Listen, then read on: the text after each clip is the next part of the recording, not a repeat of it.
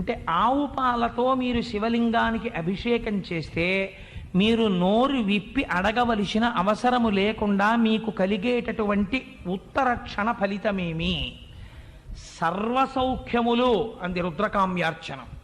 నువ్వు నోరు విప్పి అడగక్కర్లేదు, నాకు ఈ సుఖస్థానము కావాలని అడగక్కర్లేదు. వాంఛితార్థప్రదాయిని. నిన్ను అడగమంటే నువ్వేమంటావంటే, స్వామి నాకు అరగంట టైం మా ఆవిడ్ని అడిగి రావాలంటాం.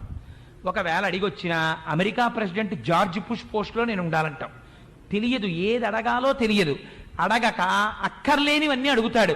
గాలిన్ కుంభిని అగ్ని అంబువలాకాశస్థలిన్ దిక్కులన్ రేలన్ ఘస్రములన్ అని హిరణ్యకశిపుడు అడిగినట్టు ఎప్పుడు ఇది చచ్చిపోకూడదని కోరికలు కోరతాం. ఇహ అందుకని పంచామృతాలలో మొదటిదైనటువంటి పాలచేత శివలింగమునకు అభిషేకము చేసినంత మాత్రము చేత మీరు నోరు విప్పి అడగకపోయినా పరమాత్మ యొక్క నిర్హేతుక కృపాకటాక్ష వీక్షణముగా మీకు